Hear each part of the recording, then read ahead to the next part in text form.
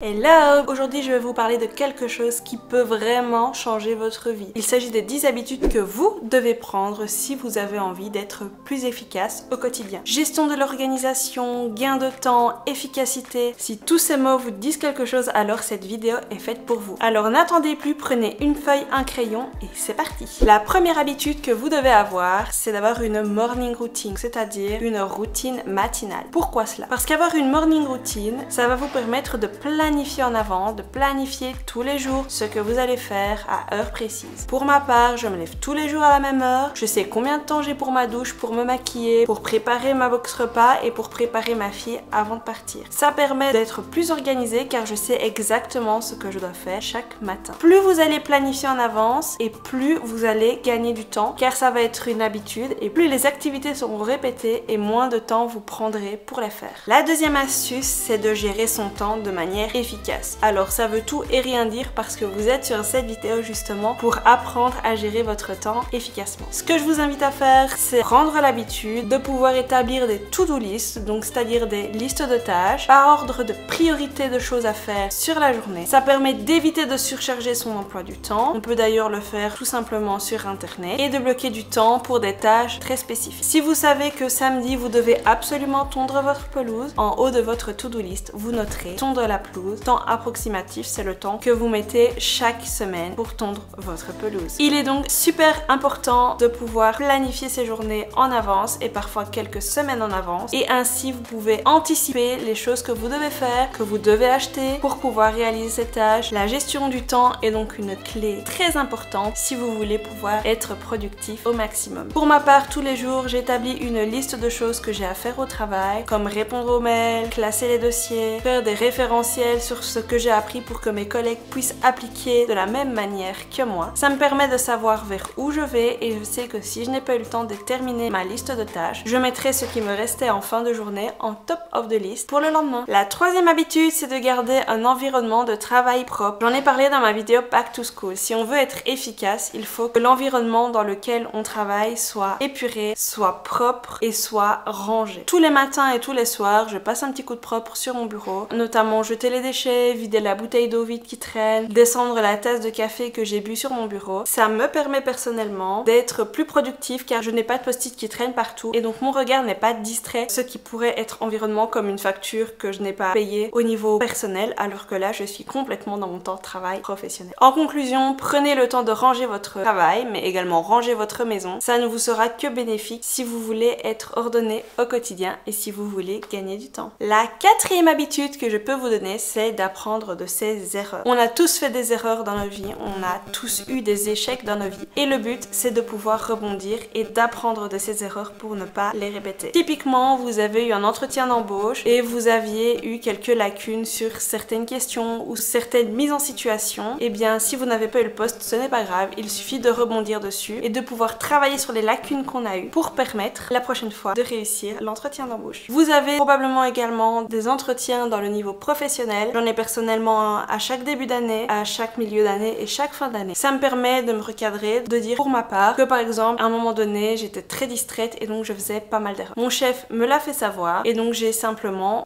appris de mes erreurs et pris un peu plus de temps pour répondre aux mails de mes agents et ainsi je faisais moins d'erreurs. Je ne me suis pas focalisée sur mes erreurs, j'ai juste appris de mes échecs et maintenant ils sont très, ou enfin j'espère, contents de moi. Et d'ailleurs on a tous appris à faire du vélo un jour et on est tous tombés et ce n'est pas pour ça que nous on ne sait pas rouler à 2 roues finalement. Apprendre de ses erreurs, c'est tomber à vélo, c'est pas grave, quand on se relève, on se remet en selle et qu'on repart. Habitude numéro 5 que l'on doit avoir, que vous devez avoir, que tout le monde doit avoir et malheureusement ça arrive trop peu fréquemment, c'est de prendre soin de sa santé. Et je suis bien là pour le dire. Prendre soin de sa santé, on a tendance à faire passer le reste avant, à se dire c'est pas grave, on a oublié de prendre rendez-vous chez le dentiste, c'est pas grave, on reporte et on reporte, on a mal au ventre et on reporte, on reporte, on reporte et puis finalement un jour on s'évanouit ou on s'écroule de douleur parce qu'il y avait un ulcère et on ne l'avait pas pris à temps. Prendre soin de sa santé, c'est très important, on a beau nous le répéter et on ne le fait pas assez souvent. C'est très important, on n'en a qu'une. Ça peut être de la santé physique comme de la santé mentale. Il est vrai actuellement et on le voit de plus en plus au travail, les gens tombent dans des épuisements professionnels ou dans des burn-out parce qu'ils n'ont pas écouté leur corps. Donc s'il vous plaît, prenez du temps pour vous,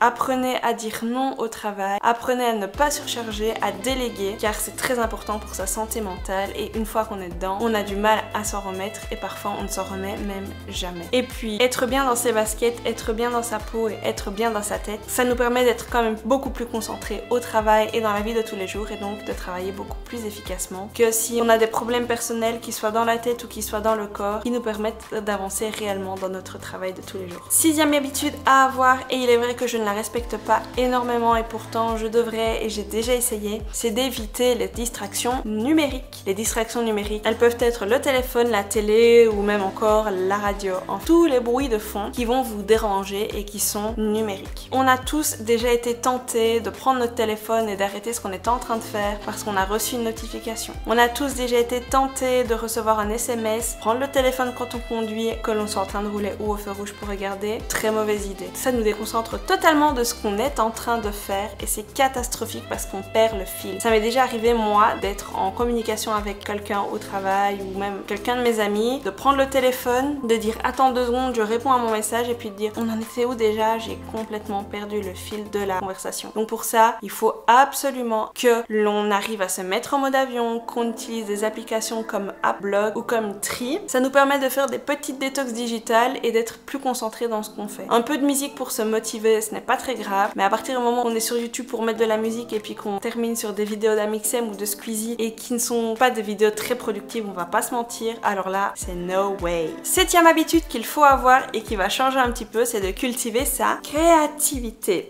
Imagination. Créativité, pourquoi? Parce que le fait d'être créatif et de rester créatif dans sa vie, ça vous permet d'aborder les sujets compliqués de votre vie de manière innovante, d'une manière nouvelle, sous un autre angle. Il faut parfois ne pas avoir peur des changements dans son entreprise et de pouvoir proposer des choses un petit peu plus innovantes. Pour ma part, moi j'ai mis plein de choses en place quand je suis arrivée au sein de ma cellule. Alors j'ai pris en compte effectivement l'âge moyen qui n'était pas le mien mais qui était un peu plus élevé. J'ai proposé des formations pour les mettre à jour un petit peu au niveau digital et ainsi on travaille de manière plus efficace et on a minimisé le risque d'oublier certaines échéances ou certains automatismes par oubli ou parce qu'on avait énormément de travail. Grâce à des petites choses que j'ai mis en place dû à ma créativité et mes connaissances au niveau Excel par exemple, j'ai pu mettre des rappels dans Excel et maintenant on n'oublie quasiment plus ce qu'on est censé faire à des dates clés lorsque l'on est débordé parce que notre fichier Excel nous le rappelle simplement. Donc n'hésitez pas à cultiver la créativité, à être innovant dans ce que vous faites pour gagner du temps et si les personnes en face de vous sont réfractaires, n'hésitez pas à proposer votre aide pour les former, pour les aider ou tout simplement leur expliquer pourquoi est-ce que cette innovation peut avoir un caractère majeur dans l'efficacité du service. Une autre habitude à avoir si on veut être efficace, c'est de se fixer des limites dans le travail. Il est hors de question de travailler jusqu'à des minuit, 1h, 2h du matin et de se lever à 5h le lendemain. Si vous ne dormez pas assez, vous ne serez pas efficace parce que vous serez fatigué, vous allez piquer du nez, vous allez avoir des fringales et vous ne serez pas bien dans votre peau. Donc mettez-vous des limites et apprenez à déléguer au travail. Se mettre des limites, c'est non seulement se dire j'ai terminé ma journée de travail et ce qui n'est pas fait, ça attendra demain, comme ça peut être oser refuser à prendre des tâches qu'on nous avait demandé de faire alors que nous croulions déjà sous le travail. Il est donc super important de se détendre, de prendre du temps pour soi, de prendre du temps pour sa famille, prendre du temps pour ses amis, pour être quelqu'un d'épanoui, d'être bien dans sa tête et bien dans ses baskets. Neuvième et avant-dernière habitude, c'est de pratiquer l'auto-évaluation. L'auto-évaluation, c'est de pouvoir se remettre finalement en question assez régulièrement et de se demander si on a bien fait les choses et ce qu'on peut améliorer pour être plus efficace. Il faut pas hésiter, comme je l'ai dit tout à l'heure, à demander des feedbacks, mais il faut pouvoir aussi être autocritique et se dire ce que j'ai fait là, ça n'a pas été, pourquoi ça n'a pas été et qu'est-ce que je peux mettre en place pour que ça aille mieux. Si on voit qu'on croule sous les linges chaque week-end et qu'on ne passe que son samedi après-midi à faire des lessives et à nettoyer, pourquoi ne pas s'auto-évaluer et se dire pourquoi je ne prends pas une demi-heure tous les 2 jours ou tous les 3 jours pour faire tourner une machine. Ainsi, quand on arrive le week-end, je n'ai plus qu'une ou 2 machines à faire tourner et je gagne du temps sur mon week-end et j'ai vraiment du temps pour moi. Plutôt que de passer cette demi-heure tous les 2 ou 3 jours à être devant la télé, être sur les réseaux sociaux, on prend ce temps à profit pour faire des choses que soi-disant nous n'avions pas le temps de faire en semaine et de prendre le temps de faire pour avoir du réel temps libre durant son week-end. Et enfin, dernière astuce ou plutôt devrais-je dire dernière habitude que l'on doit doit prendre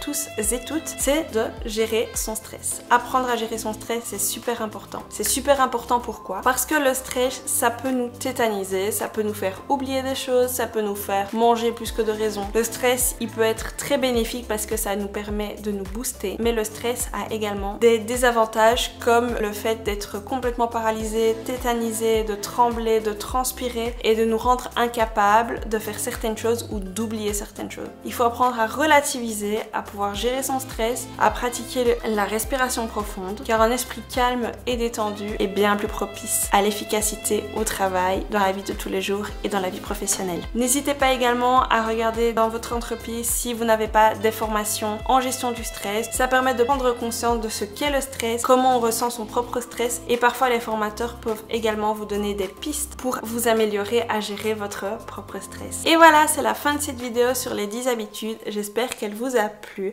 J'espère que vous avez appris des choses pour être plus efficace dans votre organisation et dans la gestion de votre temps, que ce soit au travail ou que ce soit de manière professionnelle. N'hésitez pas à vous abonner et à mettre un commentaire pour me donner vous vos astuces, vous vos habitudes que vous avez pour gérer votre temps et gérer votre efficacité. Moi je vous fais de gros bisous et je vous dis à la semaine prochaine dans les nouvelles astuces d'Elo. Ciao ciao!